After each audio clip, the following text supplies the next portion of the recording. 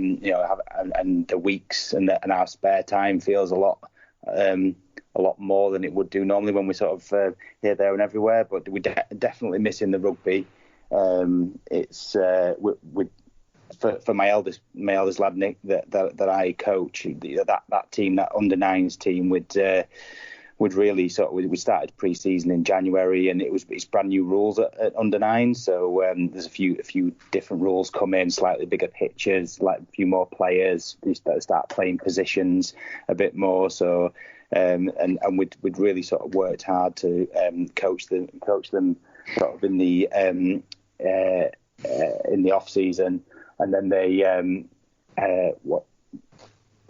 sorry, I lost my train of thought. My wife just put some words in front of my face that I've got. So we'd worked really hard to coach them, and we got our pre-season got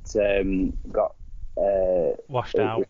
Yeah, kind of got washed out, and then we actually got going with the season, and we did really well. We beat with our first game. We sort of we beat Blackbrook 36-0, and then we won our second game really well as well, and it was all going fantastic. And then obviously this is kind of scuppered our season a little bit, but we're trying to keep the lads busy with all different types of challenges and things. The bin challenge, and I was trying to get the bin lid closed, passing the ball that Jackson Hastings was doing on Twitter, and various other different sort of skills and things that we sort of post videos on and what have you. We're doing a rugby quiz on Thursday on Zoom, so we got like all different sort of things, trying to keep the lads. You're getting Sarah's dad to do the questions.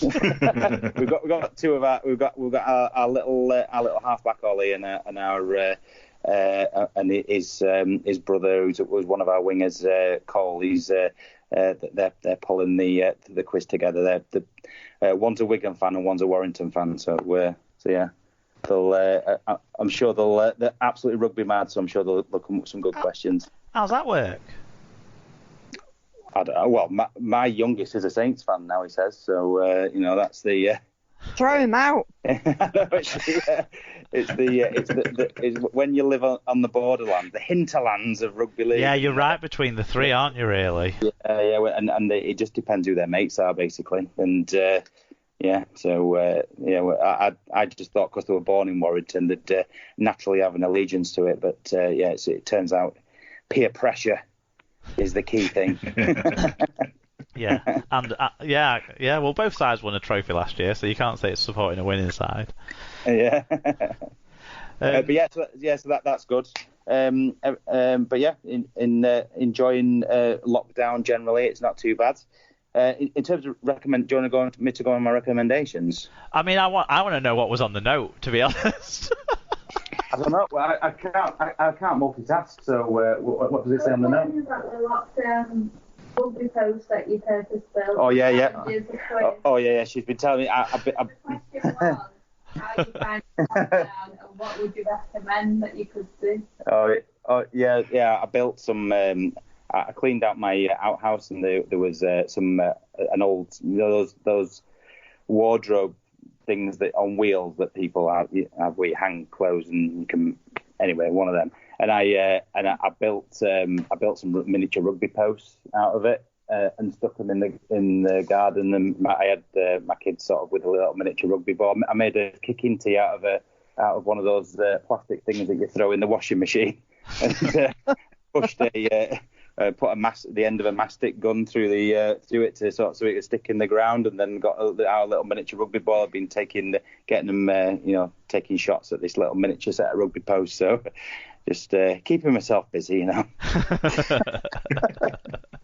Genius stuff. Sounds good. Maybe you're the next wagger. Yeah. Move over Tom Lynham. Like MacGyver. So what recommendations have you got for us then? I've got from a rugby one. I'm a bit of a like NRL fangirl, and I sort of love all that sort of stuff. And there's a journalist he writes for the Aussie Daily Telegraph. It's called Nick Campton. I don't know whether you follow him or anything, but he's writing these articles at the minute called Campo's Classics, and they're really good. He wrote one a couple of weeks ago about, is it Tim Smith? who ended up at Wakefield apparently. But yeah, he was bipolar Tim Smith. He was going to be it was between him and Jonathan Thurston, who was going to be the next best big halfback at the time, and everybody thought it was going to be Tim Smith apparently, and so he writes these articles about stuff like that just because obviously there's no games going on at the minute, but they're really enlightening, they're really well written, so I really enjoy them. They're quite word heavy as well, so they take up some time, some isolation time. So I'd recommend him. He's on Twitter. He's at Campo37. So I'd definitely recommend giving his articles a read. And then in non-rugby league, I'm pretty behind with it. But I don't. Have you seen that Race Across the World on BBC? Yeah, we watched that. We love it. Yeah. Yeah, I only started watching it. So one of my colleagues recommended it last week, and I watched it on iPlayer, so I just picked it up. But that's bang up my street. That sort of travelling and racing. Just I sort of watched 3 episodes back to back. So, but yeah, I would really recommend that. Have you picked up past series or just started with the current series? Just the one that's on the South America one. Right. From Mexico City to the bottom of Argentina. I don't watch normal TV ever, so I just watch catch up on Netflix or or rugby. Yeah. So I never sort of hear of these things, but unless mentioned at work. So that's but it's really. Would you like it? Yeah, we love it. Yeah, it's great. Yeah, it's great. Yeah. I'm a bit worried that the one non-northern set of people left might win it though. Oh, no. The only people that are at there's only one family one couple that are out as far from my perspective because I've only seen. But I won't spoil anything. I'm just going for the Northerners because 2 of the families are from Manchester and one of them's from Leeds, I think. There's the brother and sister from Wetherby, aren't there? Yeah. And then some yeah. All right. Anyway, Tim Smith is an interesting story. I'm sure that's a good read because obviously in his early days, he just sort of thought Tim Smith was kind of off the rails, wild child, couldn't really get to grips with becoming an adult, I suppose, and becoming famous and things like that. He then got diagnosed with having bipolar. And I think he kind of started to get himself together a bit, but couldn't quite keep himself away from the drink. And obviously the end to his rugby league tale was that famous car journey with Kevin Locke in Wakefield. Oh, is that him? Yeah. Right. Okay. I couldn't remember him because it's in the time when I was watching it, but I couldn't remember him playing. But I remember that story, right? Yeah, okay, very skillful player. Played for Wigan briefly. Broke his arm, which gave Sam Tompkins his chance when Brian Noble was reluctant to play him, but had to, and the rest is history. Right. Yeah. Sarah, sorry. No, I was going to say it's worth a read. Sarah, what have you got for us this week? How's things been? Back to school? Yeah, back to school today. That wasn't fun for any of us. We've had a really nice Easter holidays. Been out on the bikes a lot. I found my fitness had come back a bit, and then I've ended up with 2 punctures, so that was sad. So my bike is now fixed and ready to collect from the bike shop, so that's going to be tomorrow's task. I not really got a lot to recommend. Any routes around sort of Hull that you've found? I've only been out really delivering orders from people, put them in my basket and off I go. So that's quite fun. It's quite a nice excuse to go out. Peter's taken the kids a little bit further, but not necessarily like nice routes, just practical routes. I suppose there's not that much traffic, is there? So the normal roads are nice to ride on at the moment. Yeah. I mean, there's the Hull to Hornsey old railway track, and we'll try and do a bit of that at some point, which is meant to be a nice one. And we've got the riverbank out the back of us where we've walked along, which has been nice. But yeah, just enjoying a bit of sunshine, really. Yeah. Yeah. Alan? Just for Sarah, there's a lovely trail, Howden to Selby. That's really good, by the way. Okay, yeah. On the Transpennine Trail, but that's a complete aside. I have a couple of TV recommendations because that's basically, other than working and doing university stuff, that's basically what I've been doing. So I've caught up with a couple of things. So the first thing is Chernobyl. Don't know if anyone has seen that. Gosh, yeah. It was the best thing on television last year. Yes. It was absolutely best thing on television. It still is. I'm sure I must have recommended it last year. You probably have, but I'm echoing it because it's been on the planner for ages, and I just haven't got around to it. But yeah, strongly recommended. On catch up somewhere, Alan. It's definitely if you've got box sets on Sky, you can definitely get it. As I said, it's been on my planner for about 18 months, so I can't say where it is, but brilliant, gripping. It'll be yeah. Fun, yeah, absolutely enthralling, and it tells us something about the tales we're living through at the moment.